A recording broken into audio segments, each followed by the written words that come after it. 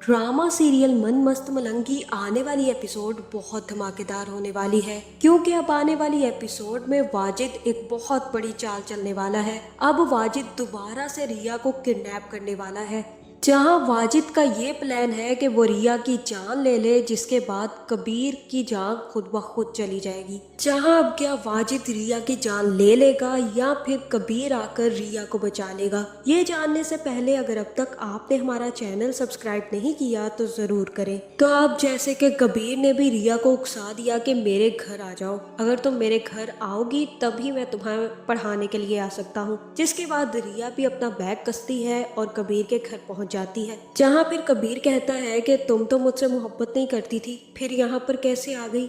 जहाँ पे रिया कहती है कि अगर मैं तुमसे इजहार मोहब्बत कर दूं और ये कह दूं कि हाँ मैं तुमसे मोहब्बत करती हूँ और फिर कबीर और रिया एक भी हो जाए तो तुम जानते हो क्या होगा, गोलियां चल जाएंगी और कोई नहीं बचेगा। इसलिए मैं चाहती हूँ कि हम एक दूसरे से दूर ही रहें तो बेहतर है, और यही वजह थी कि मैं तुम्हें मेरे घर आने से और मुझसे मिलने से रोक रही थी। जहाँ फिर कबीर कहेगा कि जो होना है ना देखा जाएगा, अभी तुम चलो मेरे साथ, तुम्हें मैं अपना कमरा दिखाता हूँ। जहाँ फिर कबीर रिया को अपना कमरा दिखाएगा और कहेगा कि ये वो कमरा है रिया जिसमें तुम्हें एक दिन आना है, और एक दिन तुम हमेशा के लिए मेरा बनकर इसी कमरे में आ जाओगी, और अगर तुम ना आई तो वो मेरी जिंदगी का आखिरी दिन होगा। उस दिन कबीर जिंदा नहीं रहेगा। जहाँ फिर रिया कहेगी कि ऐसी कोई भी बात मत करो कबीर, अगर तुम्हें कुछ हो गया तो रिया भी जिंदा नहीं बचेगी। जहाँ फिर रिया कबीर से कहेगी कि मैंने अब तुम्हारा चैलेंज पूरा कर दिया है कबीर, अब मैं चलती हूँ, मुझे लेट हो रहा है वरना अस्मा अपा परेशान हो जाएंगी। उन्हें मैं कहकर आई थी कि मैं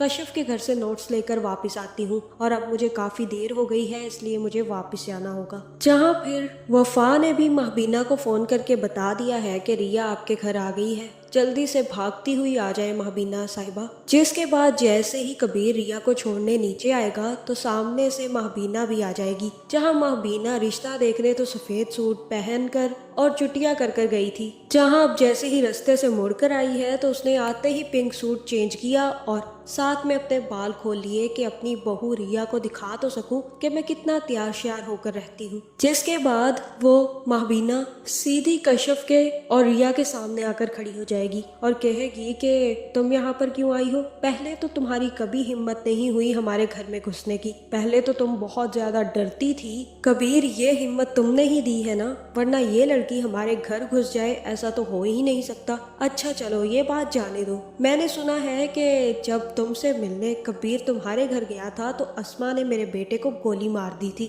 जहाँ फिर रिया कहेगी कि कबीर पर चलने वाली गोली मैंने अपने बाजू पर खाई थी, ये भी आपने सुना होगा, तो अब अगर आप मुझ पर गोली चलाएंगी तो वो गोली कबीर को खानी होगी। जहाँ फिर ये सुनकर कबीर की भी हंसी छूट जाएगी कि वाह मेरे दिल की बात कह दी रिया ने, और रिया को अगर कोई गोली मारे मैं सामने ना आऊं तो ऐसा हो ही नहीं सकता। जहाँ फिर रिया कहेगी कि जब कबीर मेरे हिस्से की गोली खाएगा ना तब होगा हिसाब बराबर। जहाँ फिर महबीना कहेगी कि वाह बड़ी जुबान चलने लगी है तुम्हारी, और तुमने तो कबीर पर कर्ज रख दिए हैं। तुम शायद भूल रही हो कि जब तुम्हारा वो मंगेतर तुम्हें पकड़ कर लेके गया था, तुम्हें गोली लगने वाली थी, तब कबीर ने अपने सीने पर गोली खाई थी और उसका कर्ज तुमने अपने सीने पर गोली खाकर उतार दिया है। अब तुम्हारा कोई कर्ज नहीं बचता, अब अगर तुम पे गोली मारूंगी ना मैं तो कबीर आगे नहीं आएगा। जहाँ फिर यहाँ हो सकता है कि कबीर अपनी माँ से कहे कि माँ रिया को जाने दे और आप इन बातों को छोड़ दे।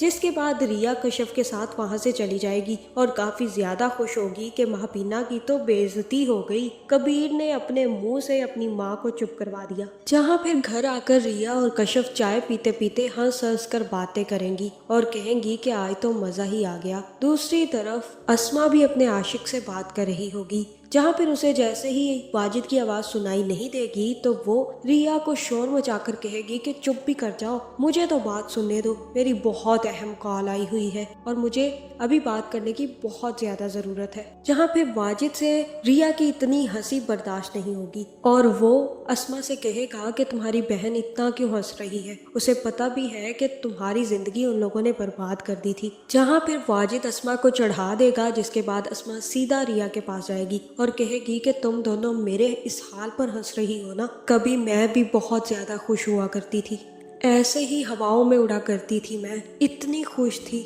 क्योंकि मेरी दुनिया तो उसी गाड़ी में थी। जहाँ फिर गाड़ी का लफ्ज सुनते ही रिया कहेगी कि क्या आपा, गाड़ी में आपकी जिंदगी कैसे थी। जहाँ अब रिया को तो समझ आ गई है कि उसकी आपा गाड़ी में वाजिद का नाम ले रही थी। जहाँ अस्मा तो बात टाल कर चली जाएगी। जहाँ फिर कश्यप रिया से कहेगी कि तुम्हारी बहन की बात होंठों तक आते आते रह गई। सोच लो, ये उसी ड्राइवर की बात कर रही है, वही वाजिद। तुम मानो ना मानो, तुम्हारी बहन का उसी के साथ चक्कर था। जहाँ फिर रिया भी सोच में पड़ जाएगी। जिसके बाद अगले ही दिन जैसे रिया दरगाह पे कबीर के पास पढ़ने जाएगी तो कबीर भी रिया से कहेगा, तुम मान लो रिया कि हमारे दरमियान कुछ है, क्योंकि मैं तुम्हारी आंखें पढ़ सकता हूँ। जहाँ पे रिया कहेगी कि इतना भी मत पढ़ो कि तुम्हें गलत फहमियाँ हो जाए, अभी मुझे सिर्फ और सिर्फ पढ़ाओ, मुझे पास होना है। जहाँ फिर कबीर रिया को गुलाब का फूल देगा और कहेगा कि ये लो, फिर अपनी गुलाब जैसी स्टूडेंट के लिए गुलाब लेकर आया हूँ। जहाँ फिर रिया कहेगी कि तुम ना मुझे इम्प्रेस करने की कोशिश कर रहे हो। जहाँ फिर कबीर कहेगा कि तुम अभी तक इम्प्रेस नहीं हुई तो मुझे तुम्हें इम्प्रेस करने के लिए क्या करना पड़ेगा। जहाँ फिर रिया कहेगी कि तुम कोशिश करते रहो, अगर मैं इम्प्रेस हो गई तो तुम्हें बता दूंगी। जहाँ फिर रिया के हाथ पर चोट लगने वाली है, जिसके बाद कबीर अपना रुमाल निकाल कर रिया के हाथ पर बांधेगा। जहाँ फिर रिया घर वापस चली जाएगी और उसी रुमाल के साथ खेल रही होगी। और जैसे ही अस्मा आपा कमरे में घुसेगी, रिया के हाथ में रुमाल देखकर काफी ज्यादा हैरान होगी। जिसके बाद वो रिया से रुमाल खींच लेगी और कहेगी कि ये रुमाल किसका है, मर्दों जैसी खुशबू आ रही है, किसी आदमी का लग रहा है, और तुम्हारे चेहरे की खुशी देखकर मुझे ऐसा लग रहा है कि कुछ चल रहा है। तुमने रिया मुझसे वादा किया था कि अगर कुछ भी ऐसा होगा तो तुम सबसे पहले मुझे बताओगी। जहाँ पे रिया कहेगी कि ऐसा कुछ नहीं है, ये रुमाल तो कश्यप का था, कश्यप के भाई का होगा, मुझे नहीं पता, लेकिन कश्यप ने मेरे हाथ पर चोट लग गई थी तो वो बांध दिया, बस ये वही रुमाल है। जहाँ पे रिया यहाँ पर अपनी बहन को टाल देगी, लेकिन अस्मा भी टलने वाली नहीं है। मुझे ऐसा ही लग रहा है कि अब अस्मा वाजिद को बता देगी और कहेगी कि रिया दरगाह पर किसी से मिलती है। जहाँ फिर वाजिद भी रिया पर नजर रखेगा और जैसे ही रिया और कबीर को मिलता देखेगा तो वाजिद रिया को किडनैप करने वाला है। जहाँ मुझे ऐसा ही लग रहा है कि अब वाजिद का यही प्लान है कि वो रिया को किडनैप कर ले और सारा का सारा इल्जाम कबीर पर आ जाए। जिसके बाद वो अस्मा को फोन करके ये बताएगा कि रिया कबीर से मिलने जाती है। जहाँ फिर अस्मा तो ढंढोरा पीट देगी कि उसकी बहन को कबीर ने अगवा कर लिया। जहाँ अब क्या वाजिद रिया को मारने में कामयाब हो जाएगा या फिर कबीर आकर बचा लेगा। आपका इस बारे में क्या ख्याल है, कमेंट करके जरूर बताएं और ऐसी वीडियोस देखने के लिए हमारे चैनल को सब्सक्राइब करना ना भूलिएगा।